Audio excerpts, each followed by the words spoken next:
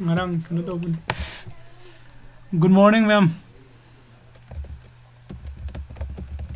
Good morning.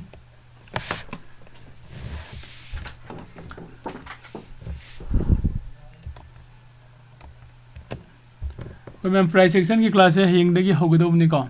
अदो ngasi se just introduction ओइना साना होगदो रे हाइबदो ma'am the कनो से खंगनिंग बैने price section से द खोइना नैना रे कदुइ से खोगी ख्वाइदगी price section ना से कदाइ दे लाइ न कन candlestick को आइदे how to form a candlestick अमा कमाइ तोरगा form तोरको न आइदे अदुदगी price section से हौर खरम नेबा आइदे market ता खोगी कनोगी प्राइस की मूवमेंट को मार्केट की प्राइस की मूवमेंट से कनाना थो लेनो नत्रा सिदगी खोगी प्राइस एक्शन से हौर खरने को कोई प्राइस एक्शन हारगे इनो उनो नेता चैप्टर अमन नते को मैम टेक्निकल एनालिसिस की पार्ट ने को मार्केट की मूवमेंट की चलिबा मूवमेंट से मूवमेंट से कनाना चले लेनो हाइबनेबा से प्राइस की एक्शन न चले लेनिबा प्राइस की एक्शन से चल लेने है प्राइस एक्शन से करीनो है बम लाए दे नत्रा प्राइस एक्शन से करीनो है बसी ला कान द कोइन से सपोज स्टॉक अमा इना बाय तौरे कया द बाय तौरे 10 रुपीस द बाय तौरे खलस सेल तौरे 9 रुपीस द सेल तौरे खलस कना गुम सेल तौरे 11 सेल तौरे खलो कना गुम बना 12 द सेल तौरे खलस सिदे लाइ में से डिफरेंट प्राइस द एक्शन में हम थोड़ी है का डिफरेंट प्राइस द एक्शन में हम थोड़ी कना गुम खरना हाई स्टॉक से होंग लई कना गुम खरना स्टॉक के तांग लई रि नत्रा होंग लई रे होंग जोन बे यावे तांग लई तांग मागी प्रॉफिट एंड लॉस हाई मागी कना गुम बना मागी होंग लई रे होंग जोन ब को यावरी करी कि मागी साइकोलॉजी दुनी ए मार्केट से हाई देगी तो आई सी देगी है न मांग मंग मरन होंग जोन थोकीबा कना गुम ने हाइगले की रे यावदबा जोन गे थमगा प्रॉफिट लो मिस मैम यावरी हाई बेसिकली मैम से कोइना प्राइस की एक्शन ने प्राइस की एक्शन से की मतुंग इन मार्केट की मूवमेंट से चले को प्राइस की एक्शन से की मनु ने चले मार्केट की मूवमेंट से सीधा स्टार्ट तौरे सीधा लोसिले देखो सिसे कोइना मुकम कैंडल अमा होइना कोइना फॉर्म तौरगदी कदाइदे लोसिंदेनो सिदगी हौरपने अदुगा को सिदगी हौरे स्टार्टिंग पॉइंट से अदुगा लोसिनबना कदाइदे लोसिले सिदा लोसिले को सुमाइना कैंडल अमा से अदुगा कदाइ बका कखलमी त कितंग सु कखलमी से सने कैंडल अमा सिदा सकरिबा मार्केट से सि कैंडल सिना रिप्रेजेंट तबिरक्तुनि को अदुदि सिदा चलैबा चार्ट से कइनो सि कोइना प्राइस की मूवमेंट सॉरी प्राइस की एक्शन न थोग लैबा प्राइस की मूवमेंट द कोई कदाइदे करी तौरिबा कनाना करी लैरिबा कनाना करी जोलिबा से कोई केम खंगदेबा मैम से ग्राफिकली रिप्रेजेंट कनाना खुद तौबिगे है कांदा को चार्ट ना चार्ट से इंपोर्टेंट जम को मैम चार्ट से ना कोई द कना तौबिरपने ग्राफिकली रिप्रेजेंट तौबिबनी को चार्ट से ना अदो चार्ट से ने खोने नैना दुसे चार्ट से कोई स्टॉक मार्केट नत्रगा एनी खोने ट्रेड तब मतमदा नंग फॉरेक्स तो आइगरा को डेरिवेटिव मार्केट नत्रगा कमोडिटी मार्केट इवन होई से क्रिप्टो करेंसी मार्केट तो रहेगा सो चार्ट से हम इंपॉर्टेंट है को चार्ट से हम इंपॉर्टेंट होई से कोई ऑल इज गोल्ड है बम से लेना था ऑल इज गोल्ड से कोई स्टॉक मार्केट से हम इंपॉर्टेंट होई प्रीवियस डे की चार्ट प्रीवियस वीक की चार्ट नत्रा प्रीवियस मंथ की चार्ट हाइरिबा चार्टिंग से एनालिसिस तौर मतुंग कोइना मार्केट से मखाम द लाप जाय मथक लोम द लाप जाय को ब्रेकआउट पी दुरे ब्रेकआउट पी दी एंडी मासे डाउन ओम द ब्रेकआउट पी दुरे अप द पी दुरे हाइबा सुगुम मयाम मखोय चार्ट एनालिसिस तौब नत्र चार्टिंग तौर मतुंग द कोइना खंगबसे ngमगनि को अद चार्ट एनालिसिस तौन ब सॉफ्टवेयर वेब एप्लीकेशन को लई को हाइरिबा सॉफ्टवेयर से कोई सिजनल चार्ट एनालिसिस तब जाए से एग्जांपल होना कोई ब्रोकर zerodha.com लेदी को kai.zerodha.com हाइरिबा ब्रोकर से संगसिलगा कोइना ट्रेड तौरी नत्रा लॉन्ग टर्म द लौरगा डेरिवेटिव मार्केट ꯑꯗꯩꯗꯤ ꯅꯠꯇ꯭ꯔꯥ ꯀꯔꯦꯟꯁꯤꯗ ꯀꯩꯗ ꯇ꯭ꯔꯦꯗ ꯑꯩꯒꯤ ꯑꯄꯥꯝꯕꯗꯨꯒꯤ ꯃꯇꯨꯡ ꯏꯟꯅ ꯇꯧꯅꯔꯤ ꯍꯥꯏꯔꯤꯕꯁꯤꯗꯁꯨ ꯑꯩꯈꯣꯏꯅ ꯖꯦꯔꯣꯗꯥꯗ ꯆꯪꯉꯒ ꯖꯦꯔꯣꯗꯥ ꯑꯦꯀꯥꯎꯟ ꯃꯅꯨꯡꯗꯁꯨ ꯑꯩꯈꯣꯏꯅ ꯆꯥꯔꯇꯤꯡ ꯇꯧꯕ ꯌꯥꯕꯒꯤ ꯃꯥꯒꯤ ꯆꯥꯔꯇꯤꯡ ꯁꯣꯐꯋꯦꯌꯔ ꯌꯥꯎꯖꯔꯤꯕ ꯃꯁꯥꯒꯤ ꯀꯣ ꯆꯥꯔꯠ IQ ꯑꯦꯟ ꯗ ꯇ꯭ꯔꯦꯗꯤꯡ ꯚ꯭ꯌू ꯑꯅꯤꯃꯛ ꯑꯩꯈꯣꯏ ꯑꯦꯚꯥꯏꯂꯦꯕꯜ ꯑꯣꯏꯀꯣ ꯍꯥꯏꯔꯤꯕꯁꯤꯒꯤ ꯑꯅꯤꯁꯦ ꯁꯤ ꯅꯠꯇꯕ ꯍꯥꯏꯗꯤ ꯑꯗꯨꯗ ꯑꯩꯈꯣꯏꯅ ꯍꯥꯏꯗꯤ ꯅꯠꯇꯕ ꯃꯌꯥꯝ ꯑꯃꯁꯨ ꯂꯩꯔꯤ ꯀꯣ ꯑꯗꯨꯗꯪ ꯅꯠꯇꯅ ꯑꯩꯈꯣꯏꯅ ꯉꯁꯥꯏꯒꯤ ꯇ꯭ꯔꯦꯗꯤꯡ ꯚ꯭ꯌꯨꯗ ꯑꯩꯈꯣꯏꯅ ꯖꯦꯔꯣꯗꯥꯒꯤ ꯃꯅꯨꯡꯗ ꯂꯩꯔꯤꯕ ꯇ꯭ꯔꯦꯗꯤꯡ ꯚ꯭ꯌꯨꯗꯣ ꯑꯗꯨ ꯅꯠꯇꯕ ꯇꯣꯉꯥꯟꯅ ꯑꯩꯈꯣꯏꯒꯤ ꯇ꯭ꯔꯦꯗꯤꯡ ꯚ꯭ꯌू ꯀꯣ ꯇ꯭ꯔꯦꯗꯤꯡ ꯚ꯭ꯌꯨꯁꯦ ꯑꯩꯈꯣꯏ ꯒꯨꯒꯜꯗ ꯆꯪꯉꯒ ꯁꯔꯆ ꯇꯧꯁꯤ ꯀꯣ ꯇ꯭ꯔꯦꯗꯤꯡ ꯚ꯭ꯌꯨꯁꯤꯗ ꯂꯩ ꯍꯥꯏꯔꯤꯕ ꯇ꯭ꯔꯦꯗꯤꯡ ꯚ꯭ꯌꯨꯁꯦ ꯁꯤꯗ ꯑꯩ ꯆꯪꯁꯤꯜꯂꯛꯀꯦ ꯁꯤꯁꯦ ꯑꯩꯈꯣꯏꯒꯤ ꯆꯥꯔꯇꯤꯡ ꯁꯣꯐꯋꯦꯌꯔꯅꯤꯀꯣ ꯁꯤꯗꯁꯨ ꯑꯩꯈꯣꯏ ꯃꯥꯔꯀꯦꯠꯀꯤ ꯑꯦꯅꯥꯂꯥꯏꯁꯤꯁ ꯃꯌꯥꯝ ꯑꯃ ꯇꯧꯕ ꯌꯥꯏ ꯀꯣ ꯁꯤ ꯎꯔꯦꯀꯣ ꯃꯌꯥꯝ ꯁꯤꯗ ꯂꯩꯔꯤꯁꯦ ꯑꯩꯈꯣꯏꯒꯤ ꯁ꯭ꯇꯣꯛ ꯃꯥꯔꯀꯦꯠꯀ ꯃꯔꯤ ꯂꯩꯅꯕ ꯀꯩꯅꯣ ꯉꯥꯛꯇꯅꯤ ꯃꯣꯏꯁꯤꯗ ꯑꯞꯗꯦꯠ ꯇꯧꯔꯛꯏꯕ ꯈꯣꯠꯂꯛꯏꯕ ꯃꯌꯥꯝꯁꯦꯀꯣ ꯑꯣꯀꯦ ꯑꯗꯣ ꯍꯧꯖꯤꯛꯁꯤꯗ ꯑꯩꯈꯣꯏꯅ ꯆꯥꯔꯠ ꯁꯤ ꯂꯥꯏꯟ ꯆꯥꯔꯠ ꯍꯥꯏꯅ ꯈꯪꯅꯩ ꯂꯥꯏꯟ ꯆꯥꯔꯠꯁꯦ ꯑꯩꯈꯣꯏ ꯀꯦꯟꯗꯜꯁꯇꯤꯛꯇ ꯑꯣꯟꯊꯣꯛꯄ ꯌꯥꯏ ꯀꯣ ꯁꯤ ꯀꯦꯟꯗꯜꯁꯇꯤꯛ ꯆꯥꯔꯠꯅꯤ ꯃꯌꯥꯝꯅ ꯈꯪꯉꯦ ꯑꯗꯣ ꯁꯤꯒꯤ ꯄꯦꯖ ꯃꯥꯒꯤ ꯍꯣꯝ ꯄꯦꯖꯁꯤꯗ ꯂꯩꯔꯤꯕ ꯁꯤꯒꯤ ꯆꯥꯔꯠ ꯂꯩꯔꯤꯕ ꯃꯌꯥꯝꯁꯦ ꯁꯤ ꯅꯠꯇꯕ ꯁꯤ ꯐꯨꯜ ꯁ꯭ꯀ꯭ꯔꯤꯟ ꯑꯣꯏꯍꯟꯒꯦ ꯍꯥꯏꯔ ꯀꯥꯟꯗ ꯑꯩꯈꯣꯏ ꯉꯁꯥꯏꯒꯤ ꯁꯤꯒꯤ ꯐꯨꯜ ꯁ꯭ꯀ꯭ꯔꯤꯟ ꯀꯣ ꯂꯣꯟꯁ ꯐꯨꯜ ꯁ꯭ꯀ꯭ꯔꯤꯟ ꯐꯨꯜ ꯆꯥꯔꯠ ꯚ꯭ꯌू ꯍꯥꯏꯅ ꯃꯥꯅ ꯏꯔꯝꯃꯦ ꯀꯣ ꯁꯤ ꯂꯣꯟꯁ ꯇꯧꯔꯀꯥꯟꯗ ꯁꯤꯒꯤ ꯄꯦꯖꯁꯦ ꯑꯩꯈꯣꯏꯅ ꯚꯤꯖꯤꯠ ꯇꯧꯕ ꯌꯥꯏ ꯀꯣ ꯁꯤꯗ ꯂꯥꯛꯑꯦ ꯑꯣꯀꯦ ꯁꯤꯗ ꯂꯥꯛꯑꯀꯥꯟꯗ ꯍꯧꯖꯤꯛ ꯀꯣ ꯁꯤꯗ ꯑꯩꯈꯣꯏꯅ ꯆꯥꯔꯠ ꯑꯦꯅꯥꯂꯥꯏꯁꯤꯁ ꯇꯧꯗꯣꯏꯅꯤ ꯆꯥꯔꯠ ꯑꯦꯅꯥꯂꯥꯏꯁꯤꯁ ꯇꯧꯗ꯭ꯔꯤꯉꯩꯗ ꯑꯩꯈꯣꯏꯅ ꯈꯪꯒꯗꯧꯕꯁꯦ ꯑꯩꯈꯣꯏ ꯃꯌꯥꯝ ꯍꯥꯟꯅꯗꯒꯤ ꯑꯩꯈꯣꯏꯅ ꯈꯪꯉꯤꯁꯦ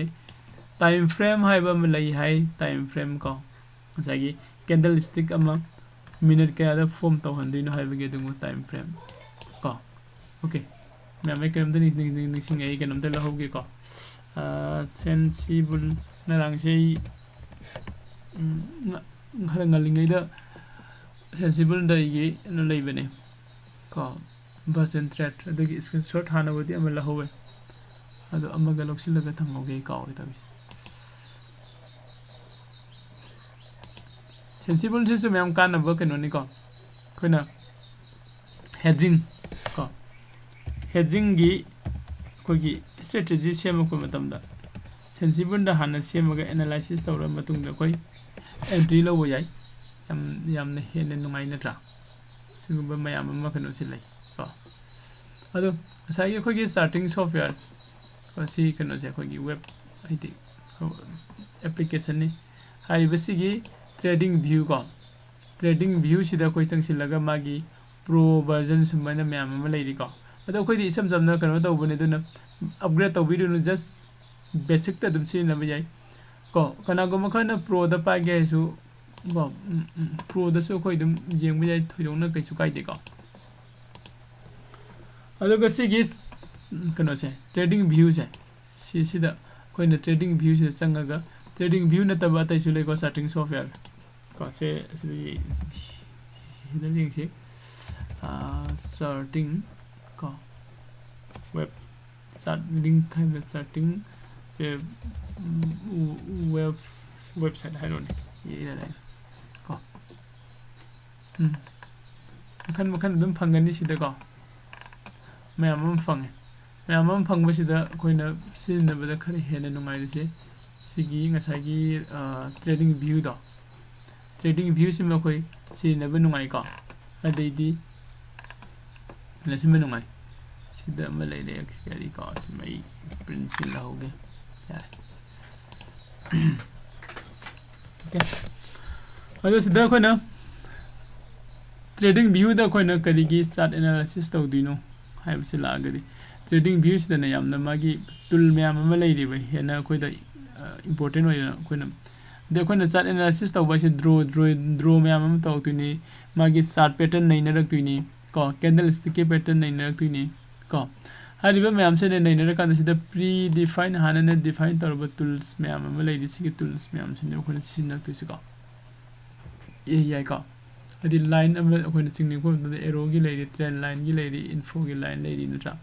ꯇ꯭ꯔꯥꯏꯡꯒꯜ ꯀꯣ ꯇ꯭ꯔꯦꯟ ꯑꯦꯡꯒꯜꯒꯤ ꯂꯥꯏꯟ ꯂꯩꯔꯤ ꯀꯣ ꯄꯦꯔꯦꯂꯦꯜ ꯆꯦꯅꯦꯜ ꯂꯩꯔꯤ ꯃꯌꯥꯝꯅ ꯍꯦꯟꯅ ꯀꯥ ꯍꯦꯟꯅ ꯁꯤꯖꯤꯟꯅꯕ ꯍꯥꯏꯇꯥꯔꯦꯀꯣ ꯑꯗꯩ ꯁꯤꯒꯤ ꯇꯨꯜꯁꯀꯤ ꯃꯅꯨꯡꯗ ꯆꯪꯉꯒ ꯑꯩꯈꯣꯏꯒꯤ ꯀꯩꯒꯨꯝꯕ ꯑꯩꯈꯣꯏ ꯍꯥꯏꯂꯥꯏꯠ ꯇꯧꯅꯤꯡꯕ ꯈꯣꯠꯅꯤꯡꯕ ꯀꯣ polyline triple line ama connect to hanbagi part jekpagi rectangle sumba mayam no mayam se khoi gi yamna in hiding is a trading view se yamna tool se khoi gi drawing tool se dugi meti ge ris oibu ko adugi koina trading view se sin se haibani ko okay I see them la ke koina khoi the price action gi kano sida koina nei ne tu se matam khar sangani ko losin bada the memory regular in class is of view types of chart legani market trends or structure ka support and resistance demand and supply zone ka demand and supply zone gi magi quality check to kamaina to gani ka identify wholesale price in the retail price area wholesale price area and retail price area se kadai dana ko yingmina gani ka bid price and offer price se kari no khangani relation between price open interest and the volume ka simyam se loi lakani ka evaluate web theory lai breakout false fake breakout or fail breakout ka false breakout in the price action ka chart pattern sai kan yam lai gere ko chart pattern se to gi metik yam ga ka ko triangle gi pattern lai ri adai di ko symmetric and triangle gi pattern lai ri ka adai di pennant lai ri adai di se ko gi ka bearish continuation flag pattern bullish continuation flag pattern sumba chart pattern mayam am lai si mayam se ko loina one by one nei na kan ni ko veteran pattern lai do theory hai ba lai dow theory ko face of the market ki face ko kamai to khai do ke ko si lai fundamental catalyst ko position sizing risk management trade journaling ko trade ki journaling yam important oi koina hawala ko matam dagi si fajana khangna naina raga satpa mathau tai ko koina watch list sama kamai sem gani ko the smart money concept advanced price action the smart money concept the balance and imbalance phase ko kamai na identify tau dino ko check out thai sin kai ko liquidity ko market ki structure ko based on trading the volume spread analysis hai bilai ka volume gi wake up theory lai ka devas book concept wonderful trading and the rollover technique understanding volatility bullish and the bearish build up kamai to ga build up to dei no kanana to dei no hai basugum ko adai di volatility concentration pattern ka hai basigi ma'am time frame gi ko gi important ka multiple time frame sina kamane analysis to dino ka ai gi time frame le ingom kam important oi ge ka adai the patterns and the behaviors in a different time frame da ka magi chart ki pattern je ko gi different time frame da kamane nai na gani natra starting and the market analysis se danga sai ko ne lakti se trading view do sina raga ka parallel channel hai si kamana draw tawgani Fibonacci retracement ko Fibonacci retracement kamana draw tawgani si kana ba kai no sida koina entry and the target kamana log dino ga haiba ko how to draw a triangle in the part ko triangle pattern three dive pattern head shoulder pattern elliott impulse wave lost triangle wave elliott ki correction wave ko draw a long and a short position ko the price ki range debt ki range ka fixed range volume profile hai de sigi mayam ja koi hayeng dagi horaga koina hogodoriba price action gi course sida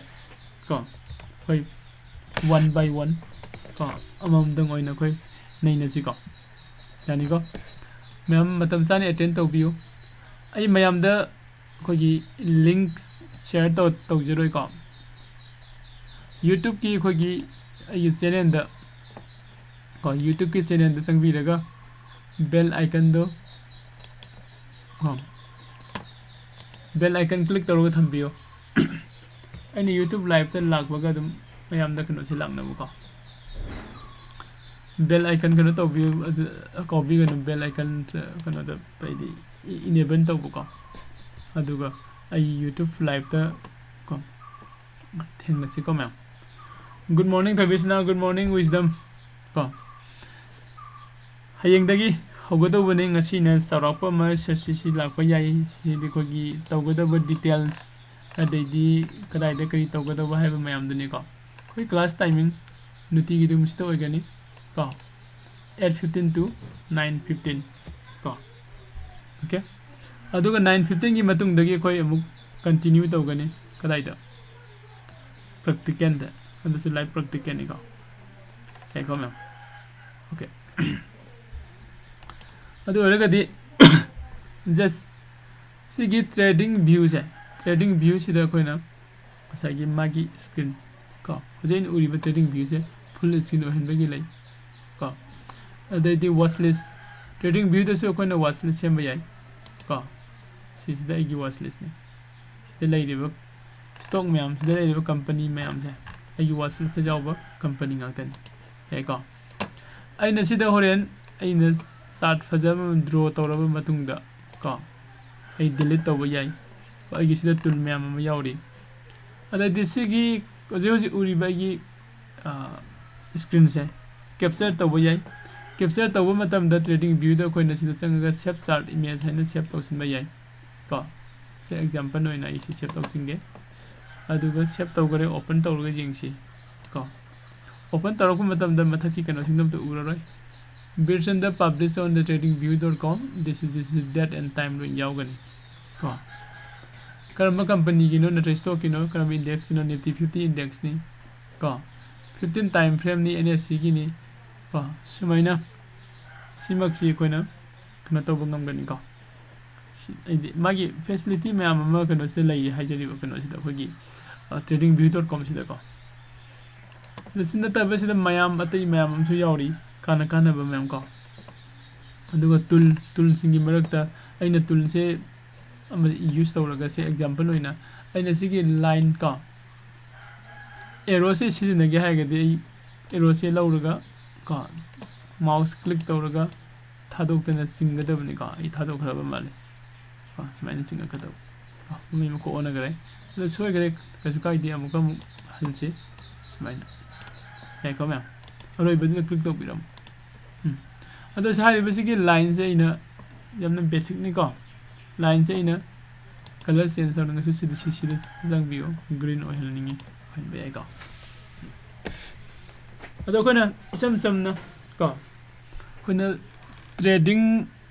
नत्रगा stock market संग trade तौरबा मतुंगदा अइना chart analysis तौननबा होनरकपदा अइ how to draw को आई कमाइन तरग ड्राइंग तो ड्रॉ तौदिनो ट्रायंगल न मैं कमाइन तो ड्रॉ तौदिनो रेक्टेंगल न मैं कमाइन ड्रॉ तौदिनो अइना ट्रायंगल ड्रॉ तौरिसे करिगिनो सिगी इंपोर्टेंट करिनो चार्ट पैटर्न है सिन करिनो हाइबा सुंबो क्वेश्चन से मैम अम लाइको हाइरिबा लाइबा क्वेश्चन मैम से खोय हयंगदगी होगदौरिबा प्राइस एक्शन की क्लास सिदा लोइनम क्लियर तौगनिको अदुन मैम यारिबा मखैगी खोगी फ्रेंड सर्कल सिंगदा हाइबिरगा क्लास से अदुम अटेंड तौहनबियोको ओके अदुगा कोई ने जेंग तुइसे नसाइगी पुंग मापन ग मिट्रांगा बो कोई कंटिन्यू चार्ट पैटर्न दे हेदे हेरिबा कोगी प्राइस एक्शन की क्लास से नैनरगा डिस्कशन तो मिनरगा खनरगा नैनरगा लेगनी को अदु लोइसलको मतुंग द कोई दुम लाइव मार्केट अमु संगनी को लाइव मार्केट संग मिनरगा मसिगी मार्केट से कमाइन तो याबा कदाइदे एंट्री लो याबा हाइबा सुबु मयाम मसु कोई नैनरगनी को अदो नसिगी कोई कनो से जेंगमिनसे नसिगी होइना इसी ड्रॉ तौबसे लाइन की ड्रॉ तौब जेंगे डिलीट तौथोके को अदो से सपोज अइना आई टाइम फ्रेम से चेंज तौथोए खलसे 5 मिनट्स ता को 5 मिनट्स ता की टाइम फ्रेम से चेंज तौए अदुगा सिदा कोइना मसागी से सपोज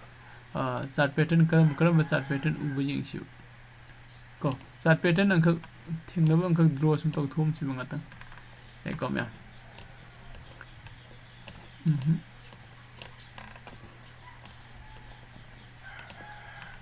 प्रैक्टिकल तौबदी यामना इंपोर्टेंट होय को म्याम प्रैक्टिकल तौबा याम दरकार होय कोना प्रैक्टिकल जाउद्रगदी कनो खुतिंग मक्सा खरा वागनी को अदो प्रैक्टिकल फजन तौसे को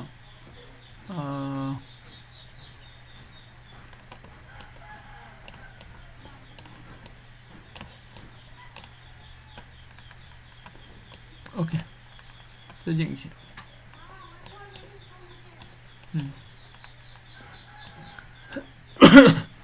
Sida ko na suppose ko say ngasi gi na some example nang khajing am si triangle se lo ke ko triangle se lo re sigi candle high sida gi na candle low si ba I click to re khala si som da sing thore sai ai ko mya si ba sing thore khala si ko natra na sida tham me khalo kitang ka adi nangi kano to gi matung ina sem dok sem jing khara dum ya ga ni ko sigi high sigi high sida sumaina high mayam se pull up lawraga aina draw tawge haraga su thoidona kaide adi kano de leirami ba candle dugi matungina form dugi matungina ko sida su sigi ropan se lawraga kharaga sing thoga saina draw tawraga su hena phajani ga akoina haidu se kaina kan sigi drawing gi tool se sin na basine akoina haidu se yai ko tu asagi koina hana sida urambadu ga hojik drawing se tawra kan da kai ga form am tawbu ugi na tra the live form se koina si se kari ne lo bujai ascending triangle ne lower shape makha da gi sain ka khale se tam tam na ko si se koina ascending triangle hare ga lo bujai hai ri se gi ascending triangle se sida gi brick out pirik pa ngai na kan da brick out pi ri matung da khoi market se entry lo raga profit se lo ga lo bujai ga hai bi se lai ko le de atopa mana masagi si da koina ko I drawing so much again. Kagumam so jing ship. Still, when I can only jing market say, suppose in the Sigi horizontal ray, horizontal ray imaging Sidaka. And the market is young, Sidaka Kalutare, Mukakale Sidam 100, Mukakale Sidam 100. So I see the Kagumam lay udra. See the gi break out P the day and 3 low gehan and line number single Tamekana. Go line number. High level lines is singing line of command given no general line size class on Giga. High level lines is command logo in a get to box the sanction laga. Click to Rogashi the horizontal race. Come horizontal race loga and a draw on my part of the click over it. I think Matung the Sida market high galure, brigade pide, come. So I the profit low recalasi. Netra. They mutare, Tara can the Sida. I'm the possible pin bar ko koina candlesticky pattern ko adi candlesticky different my form like ko adu emerges the pin bar haibam se thori bisida hai basically pin bar se lakpa matam da akhoi kari toba ya ge ka haiba ko sigi pin bar se lakpa matam da khoina jengbu jai se kari no hai gadi market ta khoi entry toba adi yabagi khudong sab do khoi jeng tuni Karama from the form to Rakanda, have to do. Asagi Sidamana brigade P number one of the Wagi from there. Sigi, the line of a single Tungari. The system market is high the rega, pin bars net test or Bushidam Kari. Sigi Mapam Sequina, Kari John again in Lobujai, demand John guy. Go. Hanaquina demand zone, supply zone, go. Demand zone national Carino, supply zone national Carino guys. Matang nay na kan ko asagi sige line sa simjing si sida su tas to ke toro me muka gi netra market sa musu la me sida su tas to ke to musu ka gi sagi adagi lines kam important ore ke yengo hana kam important one lorom de brigo pi matha ka gi matung de di sida amuk 3 times sure netra so ne toro ga ma sigi hari ba sigi mafam se dum demand zone ko head magi area se jausilobu matam da magi zone se jausilobu matam da market se mathak te hai akhiba sumba se koina demand zone kawai ga haiba se koi kharaga hena mumutana nei na rakhini ko ma aduna class se dum important oi gani price action yaudana koi trade toba ngamoi ko price action yaudana koi trade toba ngamoi price action yaudana koi trade toba ngamoi ko ma the price action se kari no haise koi fajana khangmina se class se fajana attend to se ko rekom yam do mayam dei kari ke question lai ba yam de yenge question se thoidong na lai ramdre ko duga kala gumba question hangning ba ko any question ko with price action do stock market ke related to question hangning ba lai raga di ko comment section da comment to biro ko यानी को okay अदो से Koyna trading view हारे trading view से मी मने त सिनबा याब्रा हंगबै question लाप याय को सिनबा याय को दो कोई ट्रेडिंग व्यू द नत्रगा सु कोइना स्टार्टिंग तौबगी खोगी kite.zerodha.com दा संगागा कोई स्टार्टिंग तौबस याय को ए सिदा लॉगिन तौजगे कनागुम्बना सिगी खोगी Zerodha की अकाउंट से लेतब मी लेरगसु को आई सिगी वीडियो की डिस्क्रिप्शन सिदा को अकाउंट ओपन तौबगी लिंक पीजरी को सिजिनरगा अकाउंट ओपन तौबियो ते आइसु Zerodha का पार्टनर ओइबने अदो सिदा ngसागी सिगी लेदिबा चार्ट सिसु चार्ट लेदि नत्रा कोइ Zerodha दसु सिगी चार्ट से कोइना प्रोफाइल संग कानने सिजिन व्यू चार्ट आईक्यू हाइबा मगा ट्रेडिंग व्यू हाइबा मुलेदि अनि मक्से एकदम सिनब लोइ नुंगाइ को अदुबो ट्रेडिंग व्यू अइना ट्रेडिंग व्यू थनमि से करिगिनो हारेगदि ट्रेडिंग व्यू दना मागी खोगी करिबा टूल मैम से ड्राइंग टूल से रिस ओबे हेले सिदा लैसिंग से ट्रेडिंग व्यू की सिदा लैसिंग से कनो ngtani को ड्राइंग की मागी टूल सिंग सिदा सु कोइ कनो से यावरि से ये kite.zerodha.com मनुंग दने सिदा सिजिनबगा अदुगा मागी सिदा सिजिनबगा अदु इमान मानै अदु खरे ने एडवांस होइना कोइना ड्राइंग तौगे हायरगदि tradingview.com दोनि सिनबियो से अइना ड्राइंग तौगे बखना से अइना सिदा स्नैपशॉट लौगे नत्रगा इमेज फोटो म लौरगा थमगे हायसु कैमरा से संबिरगा दुम स्नैपशॉट से लौसिन यागनि हेकमा अदु मैम कोई ngasiगidi स्वाइदे लोइसनगे अदुगा हयेंगदगी दे कोई रेगुलर क्लास प्राइस सेक्शन दे लेगनि को हयेंग डेट 6 दगी 8:15 to 9:15 काउबिगनु आगे फ्रेंड्स नसु हाइबियो अदुगा आगे एडवर्टाइजमेंट कनो से दि इमेज अमसु मैम दे शेयर तौबनि हाइरिबे इमेज सिसु आगे फ्रेंड्स न शेयर तौरगा को क्लास में पुंफान से दि प्राइस सेक्शन खंगनिंगबो मी सिंजा लोइनमा खंगनसि को फ्री ऑफ कोर्स ने लुपा बालो जते प्राइस सेक्शन की सिगी ऑनलाइन यूट्यूब क्लास तौबद को जस्ट चैनल से सब्सक्राइब तौबियो बेल आइकन द क्लिक तौबियो अदुगा क्लास से अटेंड तौबियो thank you sir SIP mutual fund की ओइबा वीडियो अमत सेमसी करमबना हेना फबगे हाइबदुसु होय अगस्त ए सेमके को अदो अगस्त कनो से खोगी प्राइस सेक्शन क्लास हयेंगदगी हौदु से आगी फ्रेंड सिंग द को शेयर तौबियो को फरे तो मैम असिदि सुदे लोइ सिलसि को अदुगा खोय हयेंग अमुकुं पुन्नमुकुं थेंगलसि